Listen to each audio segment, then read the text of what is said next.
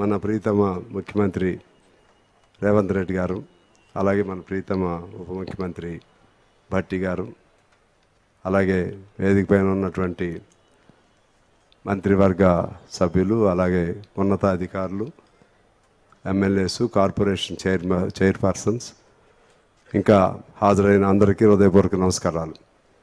ఇది చాలా ఒక మంచి స్కీమ్. ఇది 5 లక్షల మందికి టార్గెట్ పెట్టి మరి జూన్ 2వ తారీఖు లోపు అప్లికేషన్లు తీసుకుని 4 లక్షల చొప్పున 5 లక్షల మందికి దాదాపు 6,000 కోట్ల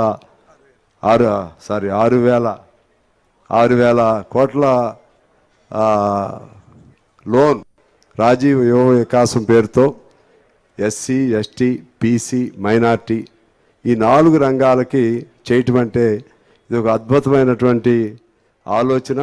మీకు నేను నా తరపున, మా పార్టీ తరపున హృదయపూర్వకంగా ధన్యవాదాలు తెలియజేస్తున్నాను.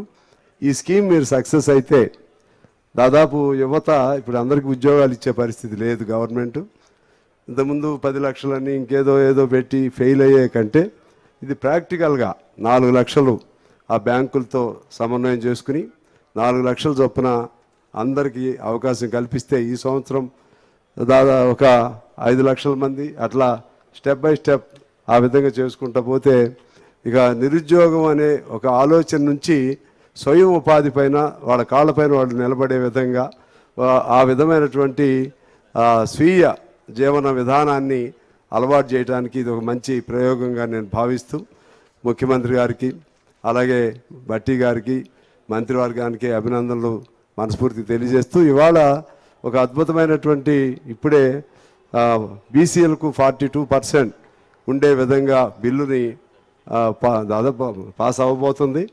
బిల్లు కూడా పాస్ అవుతుంది. మళ్ళీ రేపు ఎస్సీలకు కూడా పాస్ అవుతుంది. నాకు తెలిసి ఏ రాష్ట్రంలో 1-2 రాష్ట్రాలు మినహా మరి ఏ రాష్ట్రంలో కూడా ఇటువంటి చైతన్యవంతమైనటువంటి ఒక డిసైసివ్గా ఒక విధానం తీసుకుని బీసీలకు, ఎస్సీలకు, అలాగే ఇప్పుడు ఇతర బలహీన వర్గాలందరూ కూడా కలిపి ఇటువంటి మంచి కార్యక్రమాలు చేస్తూ ఉన్నారు.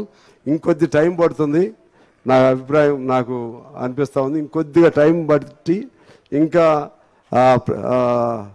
యూత్, మహిళలు వీళ్ళందరితో సంపర్కం అంటే ఇంటరాక్షన్ ఇంకా కొద్ది టైం పడుతుంది.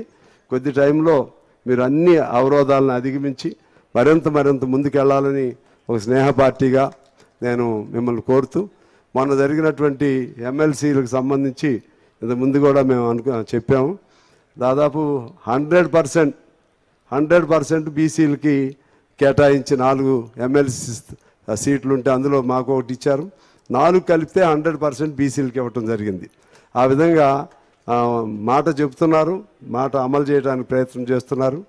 ఖచ్చితంగా ఈ ప్రభుత్వానికి కొద్ది రోజుల్లోనే అన్నీ ఇంకేదైనా చీకటి పొరలు ఉంటే చీకటి పొరలన్నీ తొలగిపోయి మంచి వెలుగు రేఖలతో ఈ ప్రభుత్వం ముందుకెళ్తుందని నేను ఆశిస్తూ మీకు మరొకసారి అభినందన తెలియజేస్తూ మీ అందరికీ నమస్కారాలతో సెలవు. Thank you.